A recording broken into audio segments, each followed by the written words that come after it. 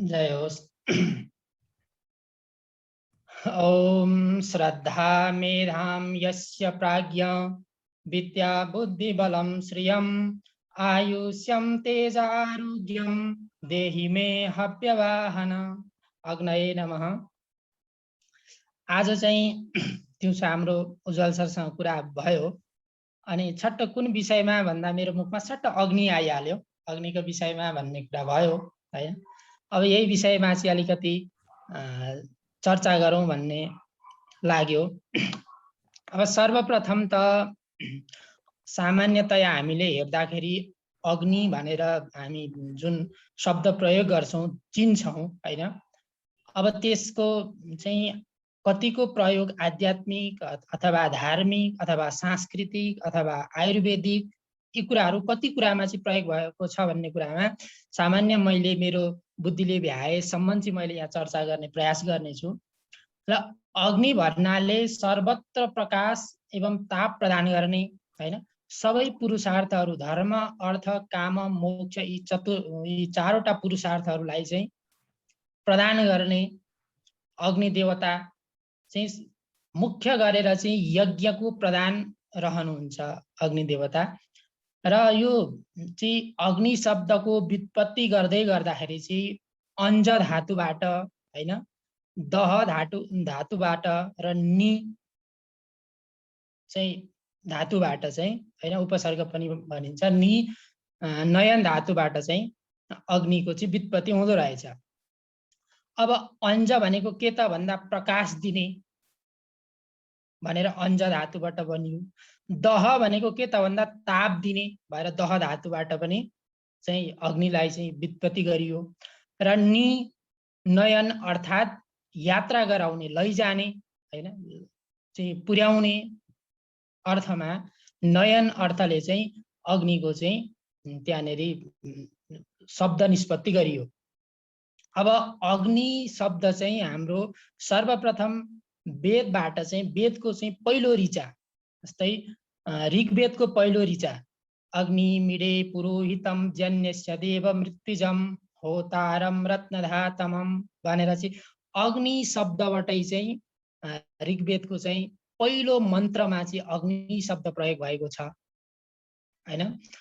अनि यसरी अग्नि शब्द निष्पत्ति गर्दै जाँदाखेरि चाहिँ हैन यो विश्व साहित्यमा चाहिँ अग्नि नाम अथवा अग्निको चाहिँ सर्वप्रथम प्रमुख भूमिका रहेको भेटिँदो रहेछ हैन।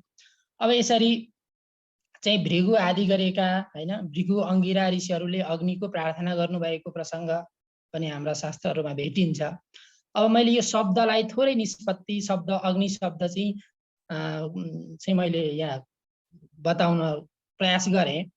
अब म अग्निको चाहिँ उत्पत्तिको बारेमा चाहिँ थोरै मैले भेटेका मैले जानेका कुराहरू चाहिँ थोरै अग्नि उत्पत्ति कसरी भयो भन्ने कुरामा चाहिँ म प्रवेश गर्न चाहन्छु। अब अग्नि उत्पत्तिको कुरा गर्ने हो यदि भने हैन त्यहाँ धेरै मतान्तरहरू भेटिँदा रहेछ हैन।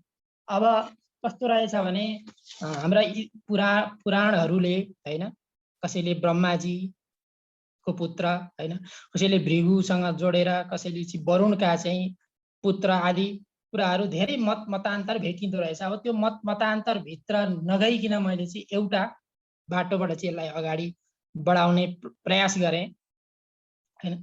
अब अग्निको चाहिँ कसरी चाहिँ उत्पत्ति भयो त भन्ने प्रसंगमा चाहिँ अंगिराका पुत्र बृहस्पति हैन अंगिरा ऋषिका पुत्र बृहस्पति यो चाहिँ बढी चर्चामा आएको र हाम्रा चाहिँ हाम्रो वेद विधि आश्रम अथवा गुरुकुलीय परम्परामा पनि यो कुरा अलि बढी आएको भएर मैले यतैतिर गएँ हैन।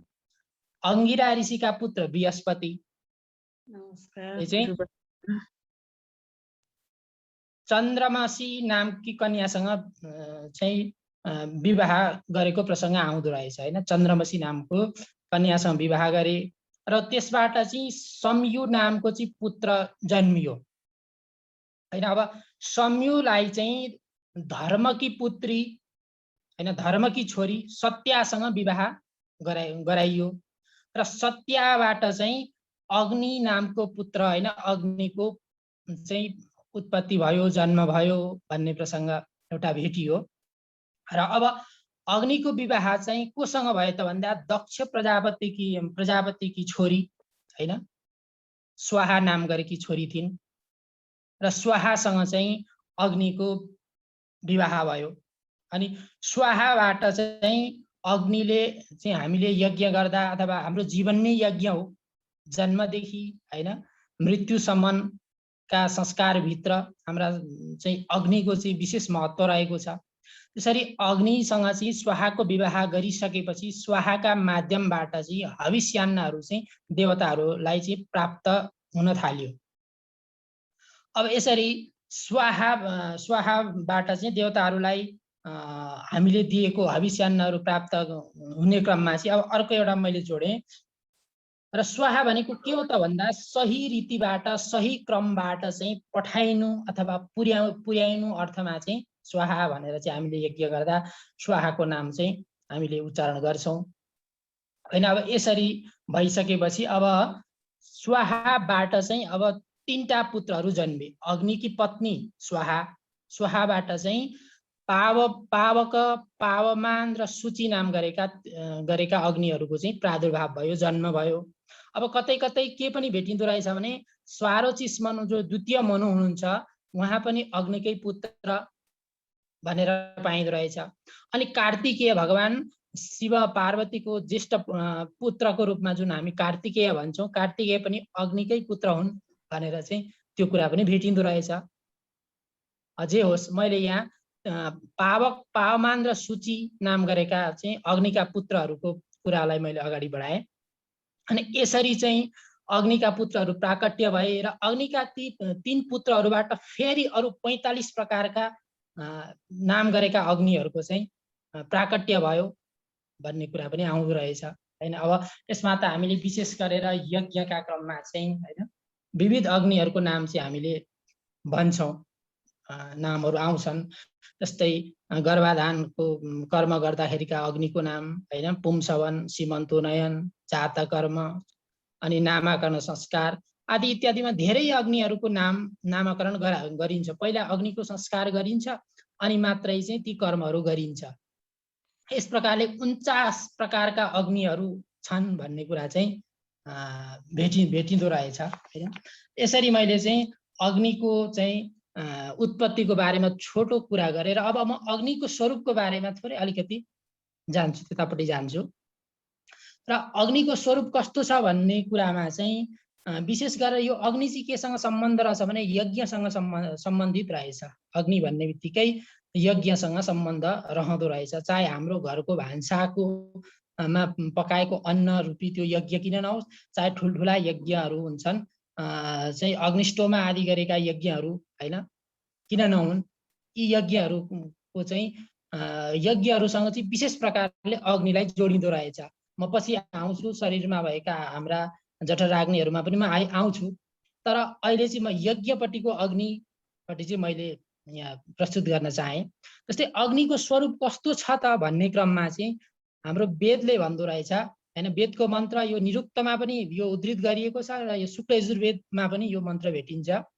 चत्वारि शृङ्गा त्रयो अस्य पादा द्वे शीर्षे सप्तहस्तासो यस्य त्रिधा बद्धो वृषभो रोरवीति महोदेवो मर्त्याम आविवेश।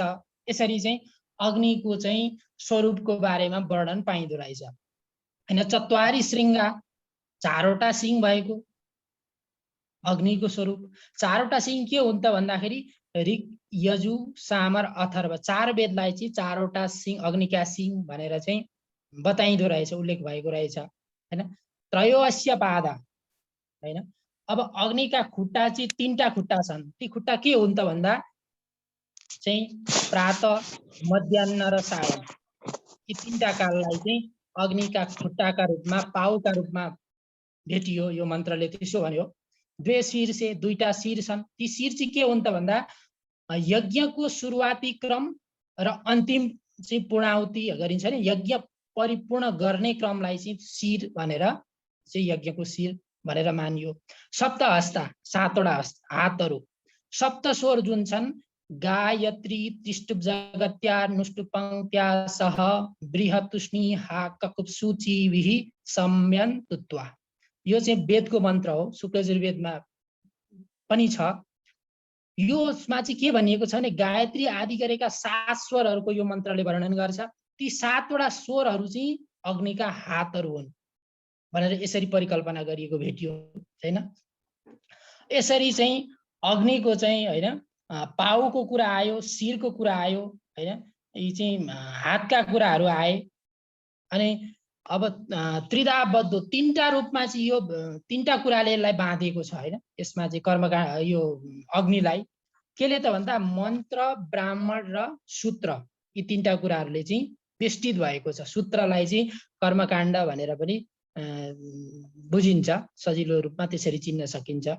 अनि यसरी बाँधिएको यी चाहिँ मन्त्र, ब्राह्मण र सूत्रले बाँधिएको अग्नि हैन, ती 3टा कुराले बाँधिएको, यी 3टा नियमले बाँधिएको धर्म, अर्थ, काम र मोक्ष यी 4वटा पुरुषार्थलाई चाहिँ दिन सक्ने, फलीभूत गराउन सक्ने यस्तो प्रकारको अग्निको वर्णन चाहिँ वेदमा र यो निरुक्त शास्त्रमा पनि गरेको पाइयो।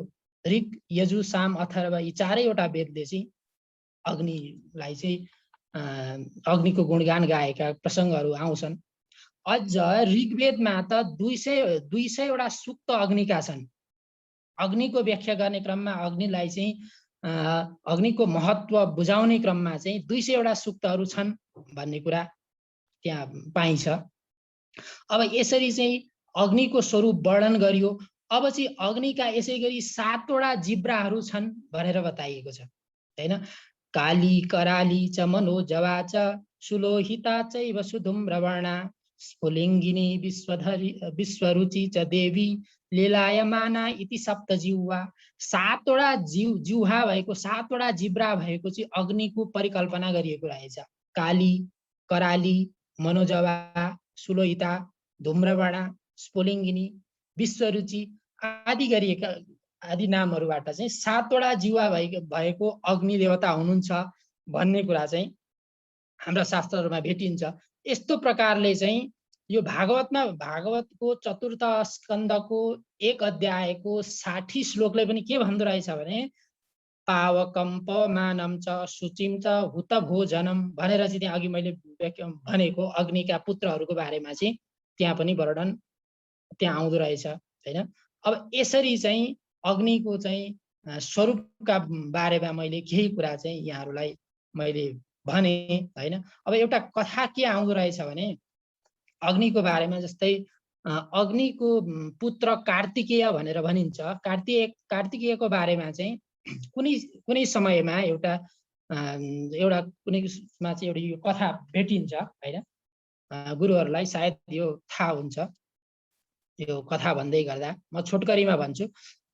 यो चाहिँ एकपल्ट के भएछ भने माता पार्वतीद्वारा चाहिँ सबै देवताहरू चाहिँ श्रापित हुनु भएछ।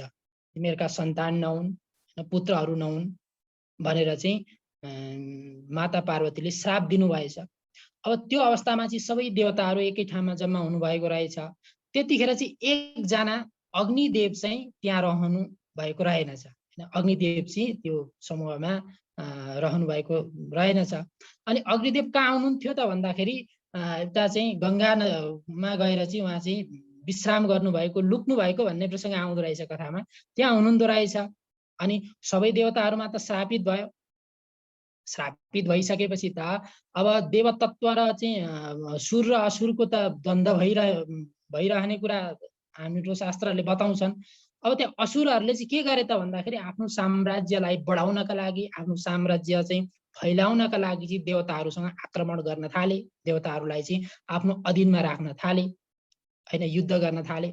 अब त्यो अवस्थामा चाहिँ अब माता पार्वतीबाट श्रापित चाहिँ देवताहरू श्रापित भइसकेका छन् र त्यहाँ एउटा पात्र राक्षस चाहिँ एउटा पात्र जन्मियो जसलाई तारकासुर भनेर चिनिन्छ। उसलाई चाहिँ देवताको चाहिँ छोराले मात्रै, पुत्रले मात्रै, अझ महादेवको पुत्र भन्ने पनि कतै कतै प्रसङ्ग आउँछ, उसले मात्रै त्यो तारकासुरलाई वध गर्न सक्छ, त्यसलाई चाहिँ नियन्त्रणमा लिन सक्छ, अरूले चाहिँ सक्दैनन् भन्ने त्यहाँ प्रसङ्ग आउँछ। अब त्यो भइसकेपछि त देवताहरू सबै श्रापित भए। हैन। अग्नि बाहेक एकजना अग्नि चाहिँ त्यो समूहमा हुनुहुन्न थियो, माता पार्वतीको श्राप उहाँलाई चाहिँ थिएन। तर उहाँ पनि चाहिँ गुप्तवासमा जानुभएको थियो, लुक्नु भएको थियो कतै, हैन। अब देवताहरूमा चाहिँ एउटा ठुलो समस्या आइलाग्यो। अब के गर्ने त? पुत्र त कसैका हुँदैनन्, सन्तान नहुने श्राप चाहिँ भएको छ माता पार्वतीबाट।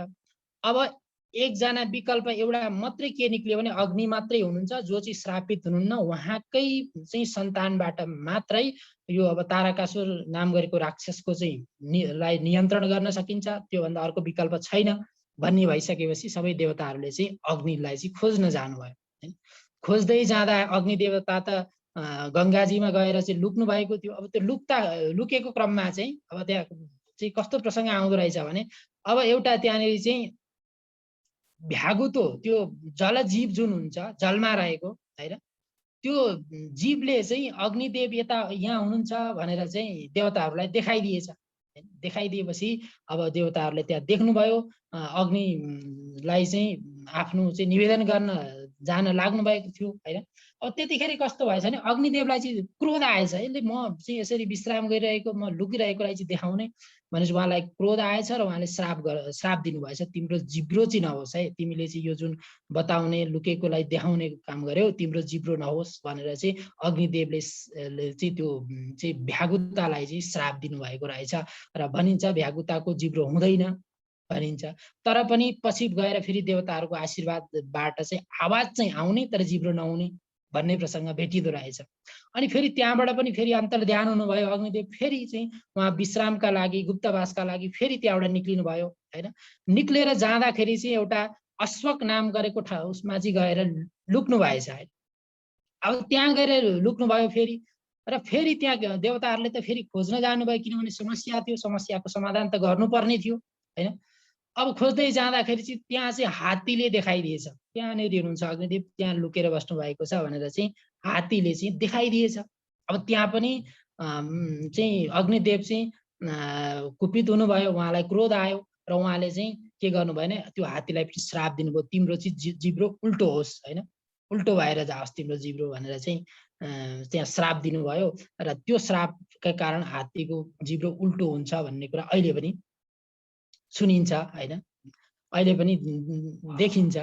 अब त्यसै गरी अब त्यहाँबाट पनि फेरि उहाँलाई अब चाहिँ उहाँलाई देवताहरूसँग चाहिँ भेट्ने अथवा देवताहरूसँग चाहिँ त्यो संवाद गर्ने उहाँलाई मन थिएन। त्यहाँबाट पनि फेरि उहाँ चाहिँ लुक्नका लागि, हैन, आफू छलिनका लागि अर्को ठाउँ जानुभयो, त्यहाँ चाहिँ समीमा गएर चाहिँ उहाँ लुक्नुभयो।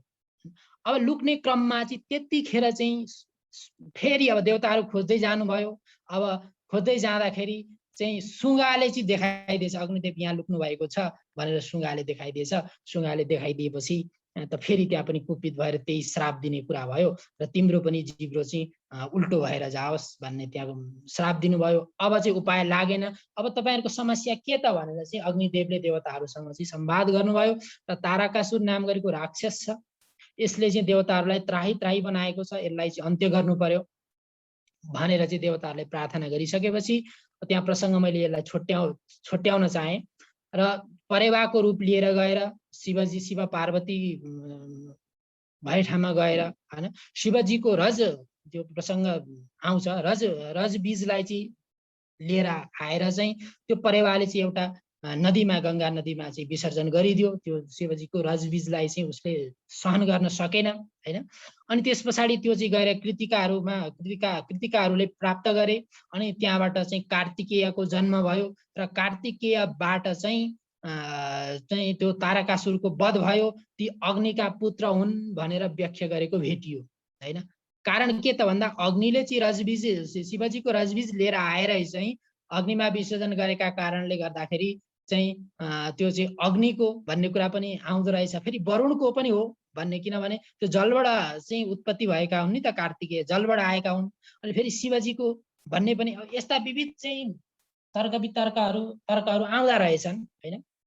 मैले थोरै कार्तिकेयको विषयमा चाहिँ मैले त्यो जोडेँ र त्यसरी चाहिँ तारकासुरको वध भएको थियो, हैन। ती पनि त्यस भएर कार्तिकेयलाई पनि अग्निका पुत्र हुन् भन्ने कुरा चाहिँ मैले थोरै त्यहाँ जोड्न चाहेँ। अब यसरी अग्निको कुरा गर्दै जाँदाखेरि, हैन, अब चार सिंह अग्निको चाहिँ रूपहरूको वर्णन पनि यहाँ भयो होइन। वेदका मन्त्रहरूले पनि अग्नि मिडे पुरोहितम होइन यसरी चाहिँ व्याख्या गरेको, अग्निको प्रार्थना गरिएको कुराहरू पनि त्यहाँ यहाँ मैले जानेसम्म चाहिँ मैले यहाँ प्रस्तुत गरेँ। अब आएर चाहिँ म हाम्रो शरीरमा अग्निको चाहिँ स्थानको बारेमा चाहिँ थोरै जोड्न चाहेँ। अब हाम्रो शरीरमा पनि अग्निको वास छ होइन।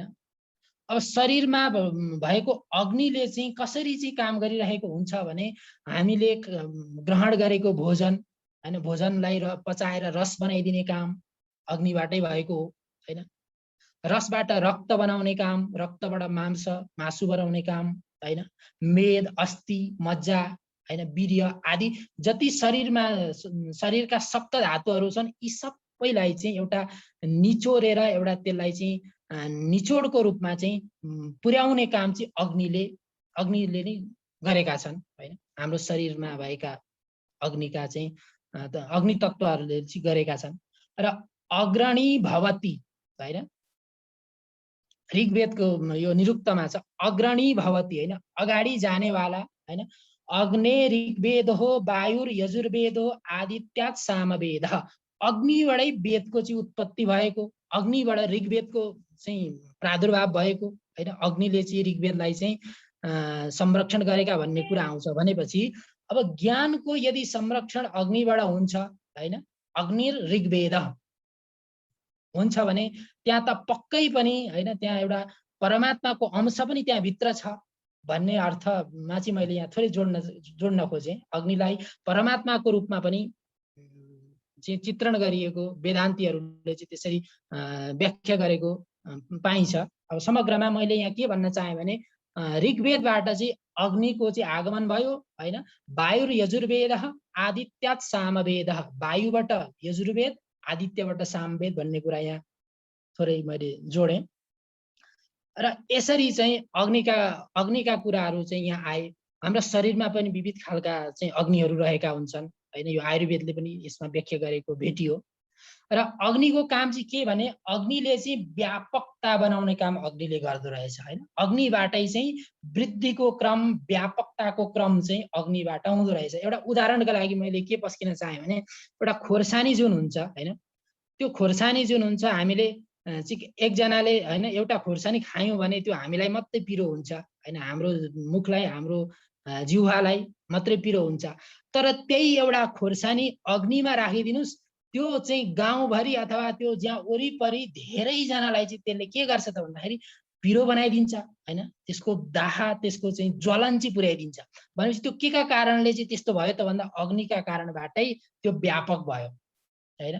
त्यसरी अग्निको काम चाहिँ के त भन्दा बढाउने काम, वृद्धि गर्ने काम भनेर चाहिँ बताइँदो रहेछ। यदि अग्नि नहुँदो हो त यो वृद्धि हुने क्रम चाहिँ रहँदैन थियो भन्ने कुराको पनि मैले यहाँ थोरै जोड्न चाहेँ।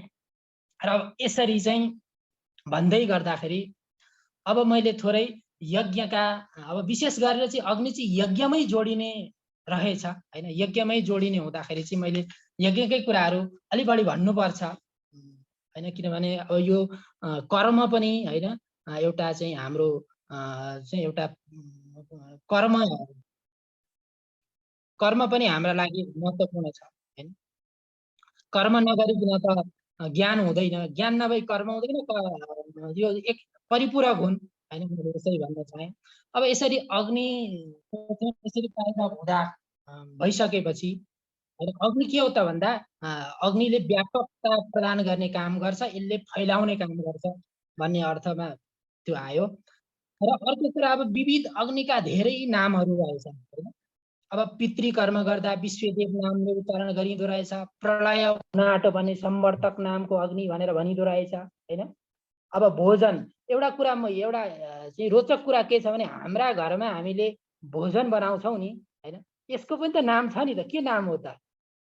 अग्निका त सबै अग्निका नाम हुन्छन् भन्ने प्रसङ्गमा चाहिँ मैले के भेटेँ भने हाम्रो घरमा भोजन बनाउने अग्निको नाम चाहिँ दक्ष नाम गरेको अग्निले चाहिँ हाम्रा घरमा भोजन बनाइरहेको हुन्छ। त्यही भएर चढाउने जुन छ नि हाम्रो अर्पण गर्ने होइन, अर्पण गरेर चाहिँ ग्रहण गर्ने, तेन त्यक्तेन भुञ्जिथ होइन, त्यसलाई चाहिँ कसैलाई अर्पण गर्ने अनि भोजन गर्ने भन्ने एउटा जुन हाम्रो संस्कार छ होइन, त्यो पनि त्यसमा आउला। अग्निलाई त्यही भएर हाम्रा चाहिँ बुवा हजुरबाहरूले पकाएपछि थोरै अग्निमा राखिदिनुहुन्थ्यो कि यो चाहिँ अग्निलाई चढाएपछि चाहिँ सबैतिर पुग्छ भनेर चाहिँ केही नयाँ कुराहरू केही चाहिँ घरमा बन्दाखेरि राखिदिनुहुन्थ्यो। त्यो म अहिले त्यो सम्झन्छु।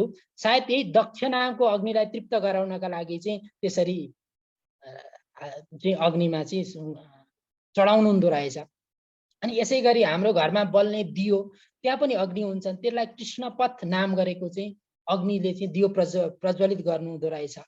अनि अर्को कुरा के पनि रहेछ भने हाम्रा चाहिँ खगोल हाम्रो चाहिँ अन्तरिक्षमा रहेका नवग्रहहरूलाई पनि अग्निको आवश्यकता पर्दो रहेछ।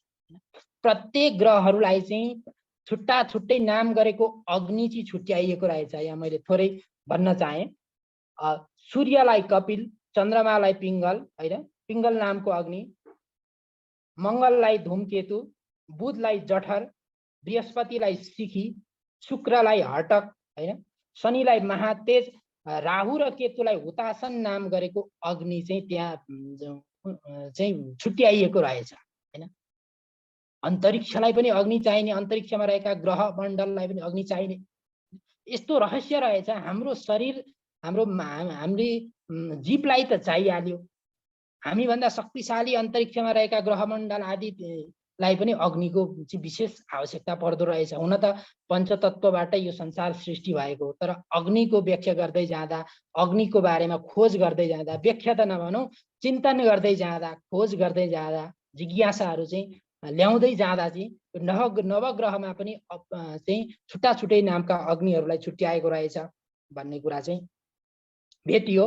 र समग्रमा जुनै कर्म गर्दा पनि यदि अग्निको नाम यदि त्यहाँ नामाकरण गर्न सकिएन भने हैन, अग्नि त्यत्तिकै सट्ट बालेर सट्ट त्यो चाहिँ हामीले चाहिँ त्यसमा कुनै केही कर्म हवन आदि कर्म गर्ने होइन, उसको पनि पुरा 16 संस्कार गरेपछि अनि मात्रै ती चाहिँ देवताहरूमा चाहिँ यज्ञ भाग पुर्याउन योग्यका अग्नि हुन्छन्। त्यहाँ पनि गर्भाधान, पुंसवन, सीमन्तोनयन, जात कर्म, चुना कर्म, अन्नप्राशन आदि इत्यादि सबै 16 कर्म गरेपछि मात्रै यज्ञ गर्न योग्य अग्नि हुन्छन् हैन। भनेपछि मेरो चाहिँ चिन्तनले हैन, मेरो चाहिँ सोचले के चाहिँ पक्रियो भने जसरी मानव जातिको जन्म हुन्छ र प्रत्येक सन्तानहरू वृद्धि हुँदै हुँदै जान्छन्, एउटा मानव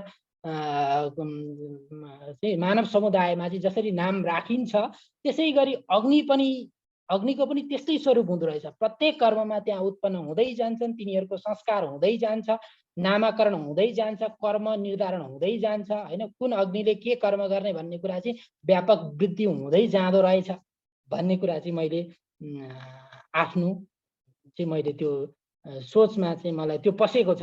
सायद यो सत्य नहुन पनि सक्छ हैन, एउटा खोजको विषय, चिन्तनको विषय पनि भन्न चाहे मैले यसलाई। अब यसरी चाहिँ अग्निको चाहिँ धेरैतिर चाहिँ यसको चाहिँ महत्त्वपूर्ण स्थान रहेको हुँदो रहेछ। अष्टदिक्पालहरूमा पनि दोस्रो स्थानमा अग्निलाई गनिदो रहेछ। इन्द्र, अग्नि, यम, निऋति, वरुण, वायु, कुबेर, ईशान आदि गरेका अष्टलोकपालहरूमा द्वितीय स्थानमा अग्निको गणना हुन्छ। त्यसै गरेर 10 दिक्पाल, यी 10 दिशाका चाहिँ रक्षकहरू हैन, पूर्व, पश्चिम, उत्तर, दक्षिण, आग्नेय, नैऋत्य, वायव्य, ईशान, आकाश र पृथ्वी, यी 10 दिशाहरूका पनि 10 दिक्पालहरू रहेका छन् हैन। 10 दिक्पालहरूमा पनि अग्निलाई चाहिँ दोस्रो स्थानमा आग्नेय कोणमा रहेर चाहिँ, आग्नेय कोण चाहिँ हो अग्निको ठाउँ, अग्निको स्थान आग्नेय कोण, आग्नेय कोणमा रहेर पालना गर्नका लागि चाहिँ त्यहाँ ठाउँ छुट्याएको रहेछ हैन। 10 दिक्पालहरूमा अनि अष्टलोकपालहरूमा पनि अग्निको स्थान मैले यहाँ बताएँ। अब थोरै अब म यो अग्नि चाहिँ म शरीरतिर हैन, जस्तै आयुर्वेदमा यहाँ यो चाहिँ थोरै वर्णन गरेको रहेछ, म शरीरतिर पनि अलिकति यो अग्निलाई चाहिँ प्रवेश गराउन चाहे। समग्रमा जन्मदेखि चाहिँ मृत्युसम्म अथवा त्यो चाहिँ हाम्रा संस्कारहरूभित्र अग्निको अत्यन्त आवश्यक छ। अग्नि बिना चाहिँ केही कुरा सम्भव छैन। अघि पनि मैले भने अग्निले नै व्यापकता दिने हो, अग्निले नै वृद्धि गराउने हो। त्यही प्रसङ्ग मैले खोर्सानीको प्रसङ्ग जोडेको थिएँ। अब म शरीरतिर चाहिँ थोरै उ गरेँ। जस्तै हाम्रा यी 5 वटा अम्लाहरू छन् हैन, यी 5 वटा अम्लाहरूमा चाहिँ प्रत्येक अम्लामा चाहिँ अग्निको बास हुँदो रहेछ। 5 भन्नाले हातका र खुट्टाका गरेर यी सबै 5 छन्, जुन 5 छन्, यो 5 को समुदाय छ। यो मध्येमा चाहिँ अब यसमा चाहिँ अग्निहोत्र यज्ञ गर्दाखेरि गरिने अग्निको नाम यहाँ यसलाई भनिँदो रहेछ, अग्निहोत्र भनिँदो रहेछ। दशपूर्णमास यसलाई भनिँदो रहेछ, यसलाई चतुर्मास, यसलाई निरूढ पशुबन्ध, यसलाई अग्निष्टोम भनेर रुद्र यज्ञ गर्दा, रुद्र याग गर्दाखेरि यो नामाकरण यसरी हुँदो रहेछ। अनि अर्को एउटा वैष्णव यज्ञ पनि हुँदो रहेछ, त्यसमा चाहिँ थोरै अलिकति फरक हुँदो रहेछ। अग्निहोत्र चाहिँ अग्निहोत्रै भइहाल्यो हैन। त्यस पछाडि प्रजापत्य, गार्हपत्य, आह्वनीय र होमाग्नि गरेर चाहिँ 5 यसरी छुट्याइएको रहेछ। रुद्र याग र विष्णु याग भनेर चाहिँ त्यसरी दुईटा छुट्याइएको रहेछ। अब यसमा एउटा अचम्मको कुरा चाहिँ के रहेछ भने यी 5 वटा जुन हाम्रा औँलामा छन्, यी अहिले जुन मैले अग्निको कुरा गरेँ यज्ञको बारेमा, अब यही चाहिँ हाम्रो हात नै यज्ञको चाहिँ एउटा चाहिँ केन्द्र रहेछ हैन। यी प्रत्येकमा चाहिँ अब यसै गरी ऐको यस्तै गरी प्राण, अपान, व्यान हैन, उदान, समान, यी 5 वटा जुन हाम्रा वायुहरू छन्, यिनीहरूसँग चाहिँ यो 5 वटा जुन मैले अग्निको कुरा गरेँ, यिनीहरू कनेक्ट हुँदा रहेछन् हैन। जसरी हामीले केही हुँदा प्रसन्न भएर चाहिँ हामीले भजन आदि गर्दा भगवानका गुणानुवाद गाउँदाखेरि चाहिँ हामी यसरी ताली बजाउँछौँ। यसरी ताली बजाउँदा चाहिँ के हुँदो रहेछ भने यी पञ्च अग्नि र पञ्च प्राणको चाहिँ जसरी हामीले ढुङ्ग्री फुक्छौँ नि गाउँघरमा, यसो आगो बलेन भने फु गरेर आगो बाल्छौँ, त्यसै गरी चाहिँ हाम्रा शरीरमा भएका अग्नि तत्त्वहरू चाहिँ जागृत हुँदा रहेछन् यसरी ताली बजाउँदा। यसरी ताली बजाउँदाखेरि ती जागृत भएर चाहिँ हाम्रा शरीरमा चाहिँ ऊर्जा प्रदान गर्दा रहेछन्। यो ताली बजाउनु पनि धेरै महत्त्वको कुरो रहेछ हैन। मैले यो खोजी गर्दा भेटेँ हैन। यस्तो रहेछ हाम्रो शरीरमा पनि। अब यसरी वर्णन गर्दाखेरि आयुर्वेदको चाहिँ थोरै कुरा हेर्ने हो भने हाम्रा शरीरमा 13 प्रकारका अग्निहरू रहन्छन् भन्ने प्रसङ्ग पनि आउँदो रहेछ हैन। अग्निको चाहिँ खोजी गर्दै जाँदाखेरि अब यसरी मैले यी जुन 5 वटा अग्निहोत्र, दशपूर्ण, चातुर्मास, निरूढ पशुबन्ध, अग्निष्टोम यी अग्निहरूको बारेमा बताएँ र यिनीहरूको रूप पनि हैन अलिकति अब यो अध्यात्मै मिसिएको छ यसभित्र, यसलाई निचोड्दा अध्यात्म निक्लिन्छ भन्ने अर्थमा चाहिँ मैले यो कुरालाई अगाडि लिएर आउँदैछु हैन। पक्कै पनि यहाँहरूलाई चाहिँ सुन्नु भइरहेको छ भन्ने मेरो बुझाइ हो। म अब लगभग यसलाई अन्त्य गर्दैछु हैन। धेरै लामो भयो भने पनि अलि अल्छी लाग्ने, अलि यो के भने बुझिँदैन भन्ने पनि हुनसक्छ। अब यो चाहिँ हाम्रो यो महत्त्वपूर्ण कुरा छ, यो अलि इन्ट्रेस्टिङ कुरा छ, यो शरीरको अग्निको कुरा चाहिँ। अब यसरी 5 वटा जसरी 5 वटा यसरी हामीले चाहिँ ताली बजाउँदाखेरि यो चाहिँ वायु र अग्निको चाहिँ संयोगबाट चाहिँ शरीरमा ऊर्जा प्राप्त हुने कुरा गरियो। अब यी अग्निहरूको चाहिँ स्वरूप कस्तो छ त हैन, यसको रङ कस्तो छ त भन्ने क्रममा चाहिँ अब जस्तै अग्निहोत्रको चाहिँ भाइलट कलर भन्छ नि, भाइलट, अब यसलाई मैले नेपालीमा ठ्याक्क गर्न सकिनँ, भाइलट कलर भन्दो रहेछ हैन। अनि चाहिँ दशपूर्णमासको अग्निको चाहिँ कस्तो हुन्छ त भन्दा निलो। भाइलेट भनेको प्याजी, सन्तोष गुरु, प्याजी कलर, प्याजको रङ जस्तो। हजुर, प्याजी कलर। अनि निलो कलर हुँदो रहेछ दशपूर्णमास अग्निको। अनि चतुर्मासको हरियो रङको हैन, हरियो कलरको हुँदो रहेछ। अनि निरूढ पशुबन्धको चाहिँ पहेँलो कलरको चाहिँ त्यो अग्नि हुँदो रहेछ। अनि प्रत्येक कर्मको हैन अग्निको पनि रङ हुँदो रहेछ। त्यही भएर म अहिले सम्झिन्छु कहिलेकाहीँ हाम्रो आदरणीय गुरु डिल्लीराम गुरुले चाहिँ अग्निको चिन्तन गर्नुहुन्छ। कुनै यज्ञमा कहिलेकाहीँ हामी सँगै भयौँ भने अग्निलाई चिन्तन गर्नुहुन्छ, यो कस्तो कलरको चाहिँ छ अथवा यो कता गइरहेको छ भन्ने कुरो चिन्तन गर्नुहुन्थ्यो। त्यो कुरा आज यहाँ खुल्दैछ हैन, मैले यो खोजी गर्ने क्रममा भेटाएँ। त्यही भएर चाहिँ अब अर्को अग्निष्टोमको चाहिँ कस्तो हुँदो रहेछ भने रातो र सुन्तला कलर मिसिएको रङ खालको चाहिँ अग्नि हुँदो रहेछ। त्यो यज्ञको अग्निको मैले चाहिँ रङहरू बताउने प्रयास गरेँ। अब म यसलाई चाहिँ अब हाम्रो शरीरपट्टि म जाँदैछु हैन। यो पनि शरीरकै कुरा आयो, हातको चाहिँ वायु र अग्निको कारणले गर्दा शरीरमा ऊर्जा आउने कुरा आयो। अब हाम्रा शरीरमा हामीले भोजन गर्ने क्रममा पनि अग्निको चाहिँ त्यहाँ ठुलो महत्त्व हैन, ठुलो चाहिँ भूमिका हुँदो रहेछ हैन। अब त्यहाँ चाहिँ जम्मा 13 प्रकारका अग्नि भनेर भनियो। अब यहाँ मैले जम्मा 3 प्रकार र चाहिँ पञ्चतत्व रूपी 5 प्रकार, 8 प्रकारका अग्नि, अघि 5 अगाडि आए, 8 5 13 प्रकारका अग्नि भनेर यहाँ मैले जोडे। अब हाम्रो शरीरमा चाहिँ हैन, जसरी हामीले भोजन गर्छौं, भोजन गरिसकेपछि जम्मा त्यहाँ 3टा अग्निले चाहिँ काम गर्दा रहेछ। एउटा जठराग्नि हैन, अर्को भूताग्नि, अनि अर्को चाहिँ धातु अग्नि। यी 3टा अग्निहरू हुँदा रहेछन् हाम्रा शरीरमा हैन। जसरी हामीले भोजन ग्रहण गर्छौं, भोजन ग्रहण गरिसकेपछि त्यो भोजनलाई पचाउने, त्यसलाई पकाउने काम केले गर्छ? मैले छोटकरीमा लगेँ भन्दा जठराग्निले पकाउने काम गर्छ हैन। पाक क्रिया, त्यसले जठराग्निले पाक क्रिया गरिसकेपछि अब के हुन्छ त भन्दा हाम्रो शरीर चाहिँ पञ्चमहाभूतले बनेको शरीर हो। पृथ्वी, जल, तेज, वायु, आकाश। हामीले खाने पनि त्यही हो, पृथ्वी, जल, तेज, वायु, आकाश। हामीले जुन खाइरहेका हुन्छौं, भोजन गरिरहेका हुन्छौं, त्यसमा पनि यी पञ्चतत्वै मिसिएर गएको हुन्छ हैन।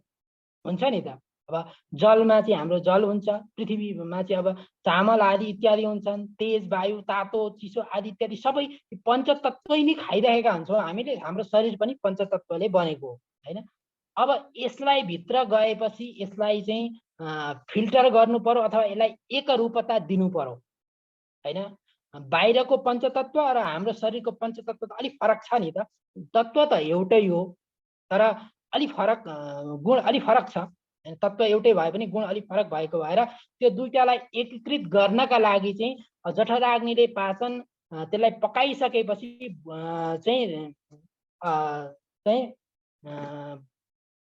भूताग्निमा पठाइदियो। भूताग्निले के गर्यो त भन्दा अब त्यसलाई चाहिँ त्यहाँनेरि त्यो पञ्चतत्व बाहिरको र आफ्नो शरीरको पञ्चतत्वलाई चाहिँ एकता गर्नका लागि, एकरूपता दिनका लागि चाहिँ उसले त्यहाँ प्रक्रिया गरेर फेरि त्यहाँ चाहिँ पाक कर्म गर्यो हैन।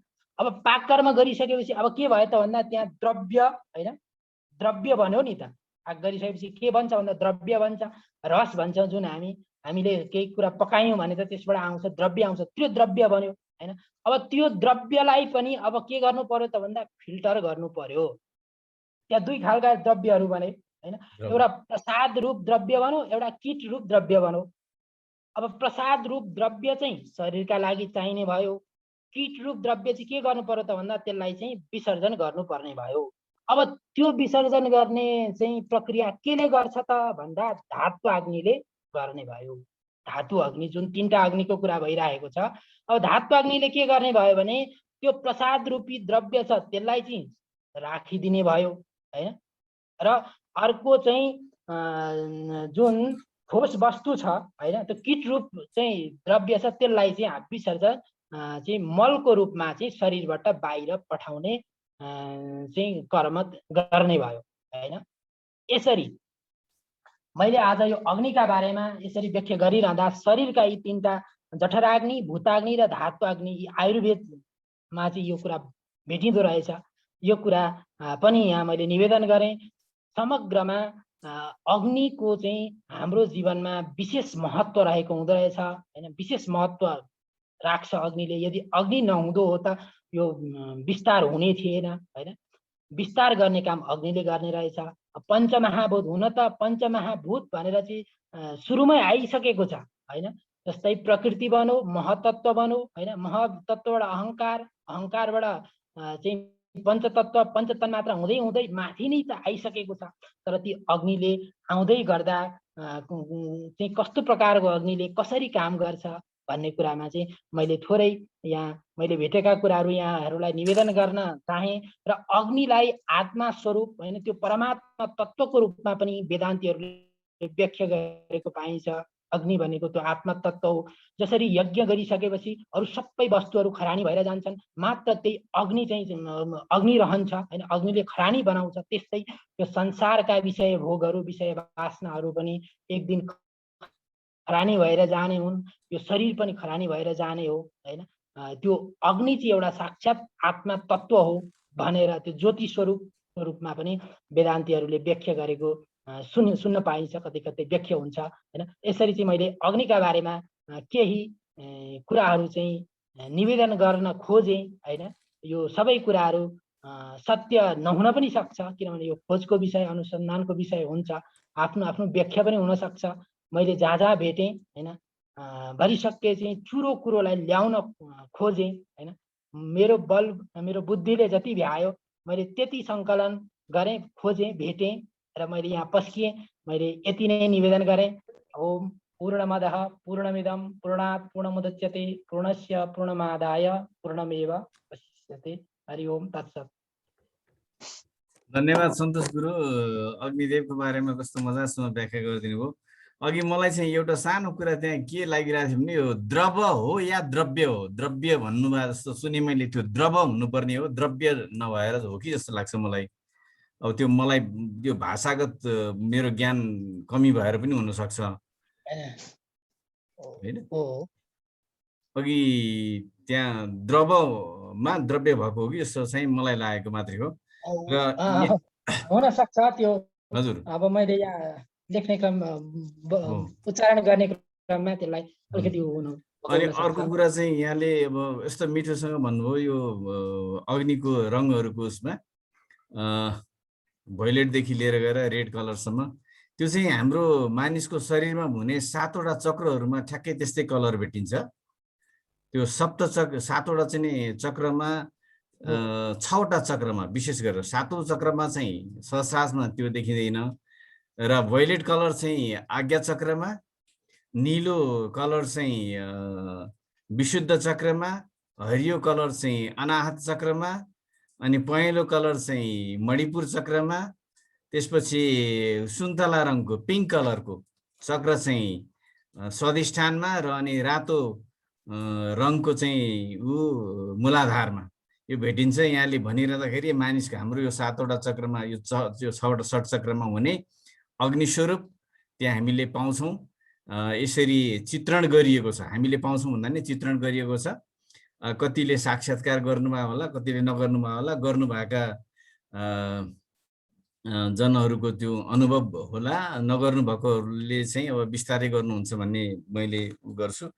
र यस सम्बन्धमा अरू केही जिज्ञासाहरू, कसैलाई केही थप्न मन भए, कसैलाई केही गर्न मन भए, मलाई यहाँ अघि सन्तोष गुरुले भनिरहँदाखेरि डिल्लीराम गौतम सरले त्यो यज्ञ गर्दाखेरि अग्नि कतातिर गइरहेको छ, कसरी उभिरहेको छ भन्ने जुन अग्निको चिन्तन गर्नुहुन्छ भनेर जुन कुरा भन्नुभयो, त्यो चिन्तनको बारेमा चाहिँ हजुरले चाहिँ डिल्लीराम गुरुले चाहिँ छुटाउनु हुँदैन है भनेरै म चाहिँ नि आग्रह गर्दछु। त्यो सँगसँगै अरू कसैलाई केही यो सम्बन्धमा जोड्न मन लागे, थप्न मन लागेदेखि हात उठाएर उ गर्नु होला, म यहाँ समय उ गर्छु।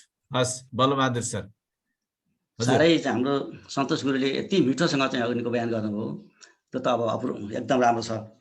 त्यसमा पनि मैले एउटा सानो के थप्न चाहेँ भन्दाखेरि हजुरको अग्नि त विभिन्न ठाउँमा शास्त्रले विभिन्न प्रकारले चाहिँ व्याख्या गरेको छ। 49 अग्निको कुरा त आइहाल्यो। विशेष गरी ऋग्वेदले आकाशमा सूर्य, अन्तरिक्षमा विद्युत र पृथ्वी तालमा साधारण अग्नि, 3 प्रकारको अग्निको बारेमा ऋग्वेदले व्याख्या गर्यो। भनेदेखि जैमिनी ऋषिले मीमांसा सूत्रमा 6 प्रकारको अग्नि बताउनु भएको छ। गारस्पत्य, आवहनीय, दक्षिणाग्नि, सभ्य, आवसथ्य र औपासन, यी 6 प्रकारका अग्नि हाम्रो जैमिनी ऋषिले चाहिँ व्याख्या गर्नुभयो। र अग्निको रङको बारेमा उहाँले बहुत मिठो व्याख्या गर्नुभयो। त्यसै प्रसङ्गमा म सानो थप्न चाहेँ। अग्निको मूर्ति जुन स्वरूप हुन्छ त्यसमा आँखी बाउ, दारी, कपाल र आँखा अग्निका पहेँला हुन्छन्। अङ्ग ठुलो छ, पेट चाहिँ रातो छ र उहाँको वाहन बाख्रा हो। बाख्रामाथि उहाँ चढ्नुहुन्छ, हातमा अक्षमाला लिनुभएको छ। यस्तो चाहिँ उहाँको स्वरूप छ। त्यसै गरिकन यो 49 अग्निको बारेमा यति मिठोसँग व्याख्या ठाउँ साथमा भएको छ। त्यो धेरै कुरा त उहाँले भन्नुभयो। एउटा सानो प्रसङ्गमा भन्छु। जब हनुमान लङ्कामा प्रवेश गर्नुभयो त्यस वखतमा जब हनुमानको पुच्छरमा आगो लगाइन्छ नि, आगो लगाएपछि त्यहाँ एउटा दोहा, सुन्दरकाण्डको 25औं दोहाको मलाई याद आयो। यस्तो राम्रोसँग चाहिँ भन्नुभएको छ हाम्रो तुलसीदासजीले। हरि प्रेरित त्यही अवसर चले मरुत 49, अट्टहास करी गरजा कपि बढी लाग आकाश। यसरी व्याख्या गर्नुभएको छ।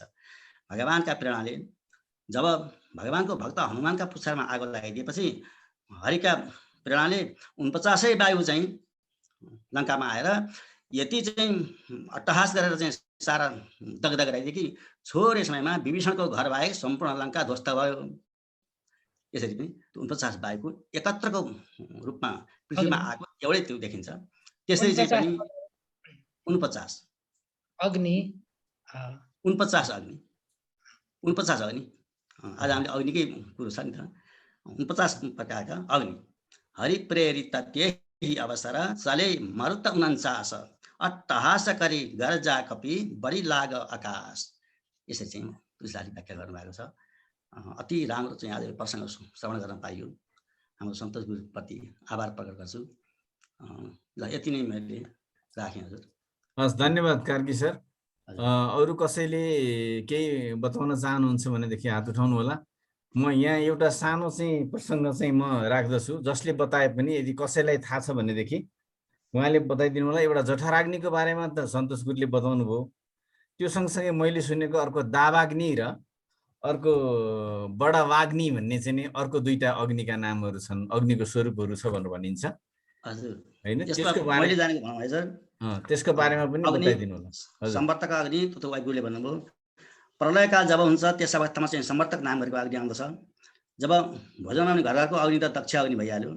त्यसपछि समुद्रको बिचमा जति पनि यो संसारका समुद्र नदीहरू बगेर गएका छन् त्यो समुद्र कहिले पनि 1 इन्ची बढ्दैन।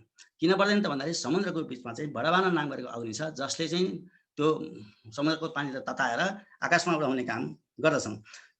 हुन त सूर्यको तापले भनिन्छ, तर सूर्य नलाग्दाखेरि पनि समुद्रको पानी बाष्पीकरण भइरहेकै हुन्छ। त्यो चाहिँ यही बडवाना अग्निको काम हो भनिन्छ। अनि जठराग्नि हरेक मान्छेको नाभिस्थानमा जठराग्नि बसेको हुन्छ, त्यो त कुरा आइहाल्यो। भुक्ताग्निको कुरा पनि आइहाल्यो र धात्वाग्निको कुरा पनि आइहाल्यो। यी अग्निको कुराहरू चाहिँ मैले जानेको यति नै। हस्, धन्यवाद कार्की सर। अरू कसैलाई?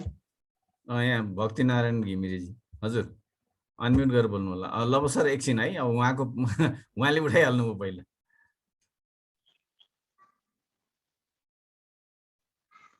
मलाई सद्गुरु महाराजको जय। मलाई एकै शब्द बोल्न मन छ। बनाउँदा हे दावाग्निश्यत भनेर यसरी भनिएको छ। त्यसो हुँदाखेरि वनमा लाग्ने डढेलो जो छ आफै आप जङ्गलमा रुखको घर्षण जो छ वायुको कारणबाट रुखको घर्षण हुन्छ। घर्षणबाट उत्पत्ति भएको अग्नि दावानल भनेर यसरी भनिएको छ।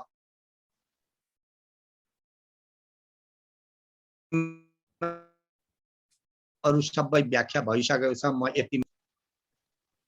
हस्, धन्यवाद। दावाग्नि भनेको वायुको कारणले जङ्गलमा रुखहरू एक आपसमा घर्षण भएर अरण्यमा चाहिँ निस्कने अग्निलाई दावाग्नि भनेर भनिन्छ। हस्, धन्यवाद। लव सर हजुर। अग्निको विषयमा त सबै विशद व्याख्याहरू भयो। नदोहोरिने गरेर मैले अध्ययन गर्दाखेरि चाहिँ नि अग्नि जम्मा 3 प्रकारका अग्नि हुन्छन्। एउटा ब्रह्म अग्नि, एउटा वेद अग्नि र चाहिँ नि एउटा बाह्य अग्नि। बाह्य अग्नि हामीहरूले देख्ने चाहिँ नि बलिरहेका अग्निहरू यो दावानलहरू हो। अब यसरी बाल्दाखेरि चाहिँ बलेको देखिने चाहिँ यो बाह्य अग्नि हो भने वेद अग्नि जुन अघि हजुरहरूले चाहिँ नि उसको मूलाधार चक्रको अग्निका स्वरूपहरू, यो शरीरभित्र रहने अग्निहरू र चाहिँ हाम्रो ब्रह्मभित्र रहने अग्निहरू, हाम्रो चिन्तनभित्र रहने अग्निहरू, यसलाई चाहिँ वेद अग्नि भनेर भनिन्छ। भनेदेखि चाहिँ नि ब्रह्म अग्नि भनेको चाहिँ नि ब्रह्म जगतमा अन्तरिक्षमा भएको जुन चाहिँ नि यो ठुला विस्फोटनहरू भएर बिग ब्याङ थ्योरी भनेर भनिन्छ नि। बिग ब्याङ थ्योरीहरू चाहिँ सबै चाहिँ त्यो ब्रह्म अग्निबाट चाहिँ नि यो संसारको सृष्टि हुन्छ, अन्तरिक्षको चाहिँ निर्माण हुन्छ भनिएको छ। त्यसमध्येमा अब वेद अग्निको विषयमा अघि हामीले चाहिँ विशेष चर्चा गऱ्यौँ। मैले यति नै भन्न चाहेँ। हस् नारायण, धन्यवाद। मैले यहाँ डिल्लीराम गौतम सरलाई मैले खोजिरहेको छु। यो चिन्तन अघि उहाँले भनिरहनु भएको थियो सन्तोष गुरुले, यो अग्निको चिन्तन कसरी हुँदो रहेछ हजुरले यो यसको आफ्नो अनुभव चाहिँ सेयर गरिदिनु होला। यो अत्यन्त गहन विषयमा कुरा भयो। मैले सबैलाई नमस्कार गरेँ, सबैले आफ्ना आफ्ना कुरा राख्नुभयो। वास्तवमा अग्नि तिनै पृथ्वी जल तेज वायु आकाश मध्येका एक अग्नि हुन्। तिनै अग्नि ब्रह्म हुन् र उसले काम गर्दाखेरि 49 प्रकारबाट काम गर्ने हो यो अग्निले। अब यो हामीले समाजमा अहिले प्रचलित जुन दक्षिणाग्नि, गार्हपस्थ अग्नि र आहवनीय अग्नि, 3 प्रकारका हामीले हाम्रा व्यवहारमा अग्निको प्रयोग गर्छौं र अरु अग्नि यो संसारको क्रममा आएका हुन्छन्। त्यो हवनका लागि जुन प्रयोग गरिने अग्नि हुन्छन् ती आहवनीय अग्नि हुन्। ती आहवनीय अग्निलाई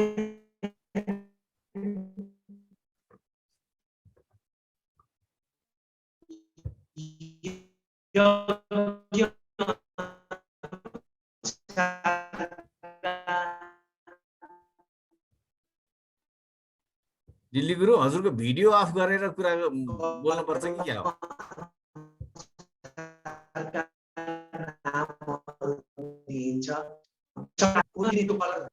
जुन रंग छ नि, सुन्यो? हजुर हजुर हजुर। फूलमा देखिने रंग, फूलमा देखिने चमक, त्यो के हो? त्यो अग्नि हो।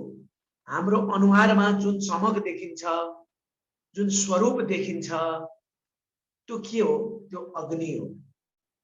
त्यसैले यो संसार जस्तो देखिएको छ त्यो देखिएको स्वरूप जति सबै अग्नि हो। त्यसैले डराउने मात्रै अग्नि हुँदैन। त्यसैले त्यो स्वरूप अग्नि भनेको रूप भनौँ न, रूप रंग अग्नि तत्वका समग्र रूपमा त्यो ब्रह्म तेज। अनि अब यज्ञ गर्दा त्यो आहवनीय जुन यज्ञ गर्छौं, त्यो यज्ञ गर्दाखेरि अग्निमा 7 प्रकारका हामीले स्वरूप देख्छौं। जसरी 7 वटा चाहिँ जिब्रा भन्छौं हामी, त्यस्तै स्वरूप देख्छौं।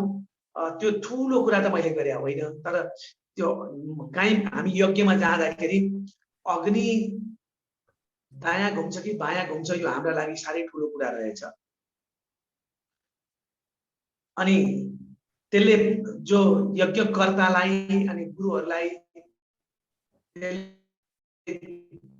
धेरै ठूलो प्रभाव पार्ने भएको हुनाले त्यतातिर अलिकति ध्यान जाने गरेको हुनाले अलिकति मैले त्यो सर कानु गुरुसँग कुरा गर्दै म एउटा कुरा त्यो। र अग्निलाई जो हवन गरिरहेका बेलामा हामीले सप्तजीव अग्निका त्यो अग्निको ज्वाला निस्किएका बेलामा त्यो स्वरूप देख्छौं, जिब्राहरू देख्छौं। त्यो हेर्ने प्रयास मात्रै हो, त्यो मात्रै मैले गरे हो। त्यतिखेर त्यो देखिन्छ। जस्तो नागको हामीले पूजा गर्यौं र नाग हवन गर्यौं भने त्यहाँ त्यो त्यो त्यो ज्वालामा नागको स्वरूप देखिने एउटा प्रकार हुन्छ भने अग्नि नभएको त ठामै हुँदैन। सूर्यको भित्री भाग त अग्नि तत्व हो नि त। त्यसैले सूर्य एउटा अग्निको स्वरूप हामीले मान्छौं, तर वास्तवमा सूर्यभित्र पनि अग्नि हुन्छ र अग्निभित्र पनि सूर्य रहेको हुन्छ।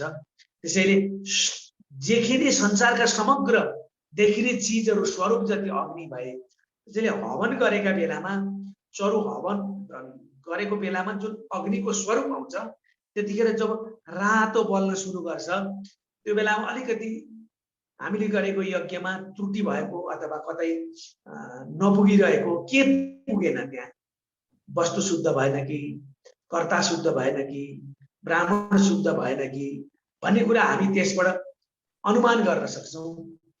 र जब हामीले हवन गर्न बसेका हुन्छौं, वास्तवमा अग्निले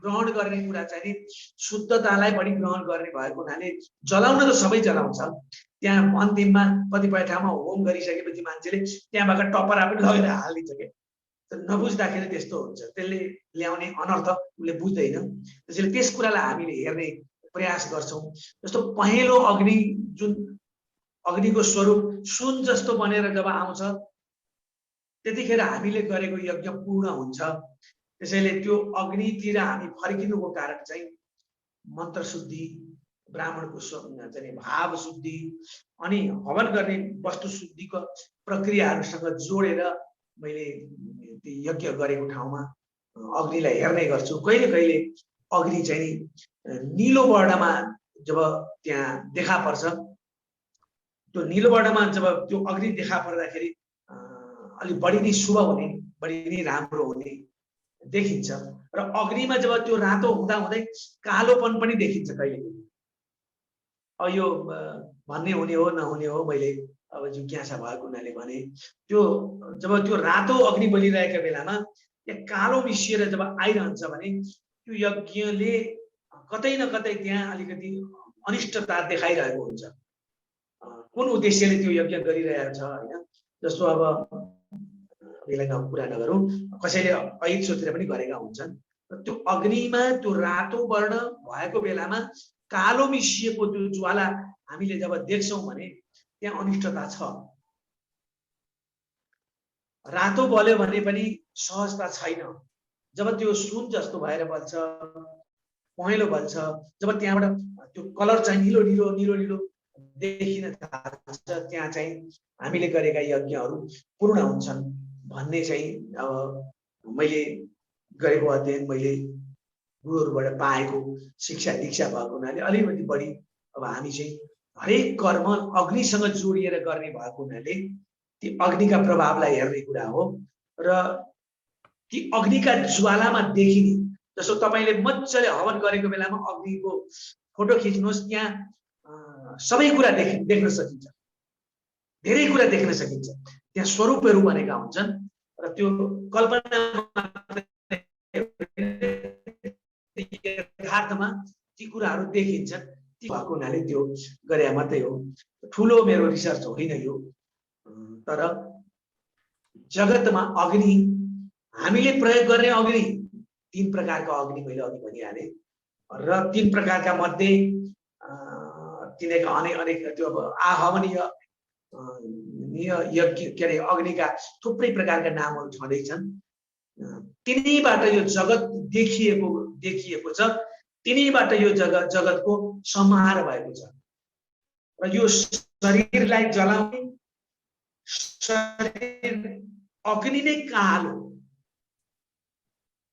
यो हाम्रो शरीरमा जुन अग्नि तत्व छ त्यो नै कालो त्यसले स्वरूप पनि देखाइरहेछ त्यसले ऊर्जा पनि राखेको छ त्यसले निरन्तर रूपमा हामीलाई खियाइ पनि राखेको छ त्यसैले त्यो ब्रह्मको काल स्वरूप अग्निमा आएर प्रवेश गरेको हुनाले त्यसले हाम्रो जीवन चलाएको हुन्छ भन्ने मलाई लाग्छ म यहाँभन्दा बढी नबोल्नु है फेरि अनावश्यक कुरा पनि हुन सक्छ मैले यति कुरा राखेँ हुन्छ गुरु हजुर हस् धन्यवाद दिल्लीराम गुरु यहाँले यो कस्तो मजासम्म यो अग्नि विशेष गरेर यज्ञको अवस्थामा चाहिँ अग्निका रङहरू र त्यसको प्रभावको बारेमा यहाँले बताइदिनु भयो मैले पनि यो यज्ञ गर्दाखेरि अग्निलाई चाहिँ हेर्ने र अग्निको धेरै फोटोहरू खिच्ने चाहिँ म गर्छु त्यो त्यहाँभित्र खोज्ने प्रयत्न चाहिँ गर्छु तर के चाहिँ खोजेको भन्ने चाहिँ थाहा छैन फेरि आफैले त्यहाँ हेर्न चाहिँ मन लाग्छ केही भेटिन्छ कि भन्ने चाहिँ लाग्छ हेर्न चाहिँ हेर्छु खोज्न चाहिँ खोज्छु तर के चाहिँ खोजेको भन्ने आफूलाई पनि थाहा हुँदैन र अहिले यहाँले एउटा कुरा भनिरहँदाखेरि मलाई के लाग्यो भनेदेखि यो सबै हामी सबै के हौँ अग्नि हौँ भनिरहनु भएको थियो वास्तवमा चाहिँ यो हरेक आकृतिको पछाडि प्रकाश छ जसरी एउटा फिल्म हलमा फिल्म बनाउँदाखेरि हैन अभिनयकर्ताहरू चाहिँ पर्दामा आउँछन् नि पर्दामा त छैनन् तिनीहरू हैन त्यो पर्दामा त पर्दा मात्रै छ अनि त्यो पर्दामा के छ प्रकाश मात्रैका छ लाइट मात्रैका छ त्यो लाइट भनेको अग्निकै एउटा रूप हो तर त्यो पर्दामा देखिन्छन् हैन ठ्याक्कै हामी जस्तै देखिन्छन् हामी जसरी नै बोल्छन् के गर्छन् सबै कुरा अनि तिनीहरूलाई नि पुरै त्यही पर्दामा आएको चाहिँ त्यो अग्निको स्वरूप एउटा लाइटलाई हामीले हेरेर आनन्द लिन्छौँ र तिनीहरूलाई त्यसैको आधारमा चाहिँ महान पनि बनाउँछौँ हैन? भनेदेखि वास्तवमा हामी सबै नै त्यही अग्निकै रूप हौँ भनेर यहाँले भनिरहेको कुरा चाहिँ लाइटको रिफ्लेक्सन नै अहिले हामीमा आएको हो। हामी पनि यही अग्निको स्वरूप हौँ। यो अग्नि नहुने बित्तिकै हाम्रो यो रिफ्लेक्सन पनि आउने थिएन र हामी चाहिँ देखिने थिएनौँ। यहाँ भएको उज्यालो मात्रै होइन, अँध्यारोमा पनि अग्नि रूप छ र त्यो अँध्यारोमा भएको अग्नि रूपकै रिफ्लेक्सन पनि यो त्यसैको कारणले यी सबै आकृतिहरू चाहिँ बनेका हुन् भन्ने कुरामा चाहिँ म पनि एक हदसम्म मैले त्यो क्यामेरा अनि त्यो फोटोग्राफी अनि त्यो पर्दा अनि त्यसमा पर्ने लाइट अनि त्यसबाट त्यहाँ देखिने चित्रहरू अनि ती बोल्ने यी आदि इत्यादि हेर्दाखेरि चाहिँ हजुरले भनेको कुरालाई 100% चाहिँ नि यसले मलाई चित्त बुझाएको हुनाले मैले यो यहाँ सेयर गरेँ। यसमा अरू नरोत्तम गुरु हजुरको केही छ?